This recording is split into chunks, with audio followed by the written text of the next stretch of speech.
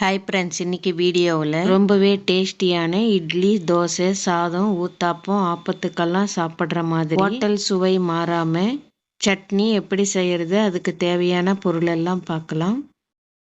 அதுக்கு ஸ்டவ் மேலே ஒரு கடாய் வச்சுட்டு ஒரு ஸ்பூன் எண்ணெய் சேர்த்து எண்ணெய் காஞ்சதும் 100 கிராம் சின்ன வெங்காயம் தோல் எடுத்து வச்சுருக்கேன், அதை சேர்த்துக்கலாம். கூடவே 6 பச்சை மிளகாய் 2ஆக உடச்சி வச்சுருக்கேன், அதை சேர்த்து கலந்து கொடுத்து வதக்கிக்கலாம். வெங்காயம் பச்சை மிளகாய் ஒரு நிமிஷம் இது போல் கலந்து கொடுத்து 5 பல் பூண்டு எடுத்துருக்கேன், அதை சேர்த்துக்கலாம். கூடவே 2 கொத்து ஃப்ரெஷ்ஷான கருவேப்பிலை சேர்த்துக்கலாம். கருவேப்பிலை சேர்த்ததும் வெங்காயம் பச்சை மிளகாய் கருவேப்பிலை பூண்டெல்லாம் நல்லா சுருள வதங்கி வரணும். இந்த மாதிரி கலந்து கொடுத்துக்கலாம். மீடியம் லோ ஃப்ளேம்லேயே கலந்து கொடுங்க. சேர்த்துருக்கிற வெங்காயமும் பச்சை மிளகாயும் நல்லா சுருள வதங்கி வரணும். பச்சை மிளகாய் இது போல் தோல் சுருங்கி இந்த மாதிரி வதங்கணும். வெங்காயமும் கலர் மாதிரி வரணும். இது போல் வதங்கி வந்ததும் 1/2 ஸ்பூன் சீரகம் சேர்த்துக்கலாம். கூடவே 2 பீஸ் தேங்காய் எடுத்து சின்ன சின்ன பீஸாக கட் பண்ணி சேர்த்துக்கலாம். அடுத்ததாக சின்ன நெல்லிக்காய் அளவு புளி சேர்த்துக்கலாம். சீரகம் தேங்காய் புளி சேர்த்ததும் ஒரு நிமிஷம் கலந்து கொடுத்துட்டு 2 கொத்து புதினா இலை எடுத்துருக்கேன், அதை சேர்த்துக்கலாம். கூடவே கொத்தமல்லி, புதினாக்குன்னா கொஞ்சம் ஜாஸ்தி சேர்த்துக்கோங்க. கொத்தமல்லி சேர்க்கும்போது தண்டாடவே சேர்த்துக்கோங்க. கொத்தமல்லி நாட்டு கொத்தமல்லியாக சேர்த்திங்கன்னா வாசனையும் சுவையும் சூப்பராக இருக்கும் இந்த சட்னிக்கு. புதினா கொத்தமல்லி சேர்த்து 2 நிமிஷம் வதக்குங்க.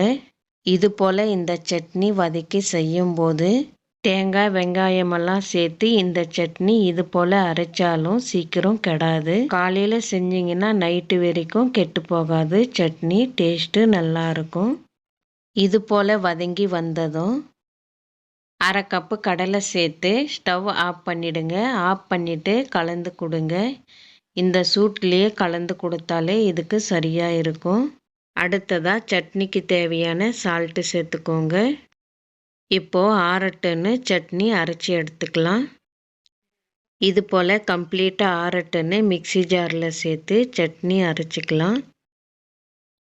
இது போல் அரைச்சி எடுத்துக்கோங்க. இது போல் அரைச்சி ஆனதும் ஒரு பாத்திரத்தில் சேர்த்துட்டு மிக்ஸி ஜாரு அலசி மட்டும் கொஞ்சமாக தண்ணி சேர்த்துக்கோங்க.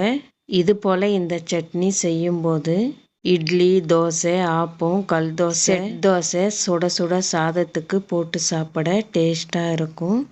சட்னிக்கு ஒரு தாளிப்பு கொடுத்துடலாம். அதுக்கு ஒரு தாளிப்பு கரண்டி வச்சுருக்கேன். 1 ஸ்பூன் எண்ணெய் சேர்த்து 1/2 ஸ்பூன் கடுகு சீரகம் சேர்த்துக்கலாம். கூடவே 2 காஞ்ச மிளகாய் 1 கொத்து கருவேப்பிலை சேர்த்து சட்னிக்கு தாளிப்பு கொடுத்துடலாம். இது போல் சட்னி செஞ்சிங்கன்னா சுட சுட சாதத்தில் போட்டு பிசைஞ்சு சாப்பிட்டிங்கன்னா டேஸ்ட்டு அருமையாக இருக்கும். இட்லிக்கு போட்டு சாப்பிட்டிங்கனாலும் எத்தனை இட்லி சாப்பிட்றீங்கன்னு உங்களுக்கே தெரியாது. இந்த மாதிரி சட்னி செஞ்சிங்கன்னா ஹோட்டல் சுவையில் இருக்கும். சட்னிக்காகவே சிலர் ஹோட்டலுக்கு போவாங்க. இந்த மாதிரி செஞ்சு பாருங்கள். ஒரு முறை செஞ்சிங்கன்னா திரும்ப திரும்ப செய்வீங்க.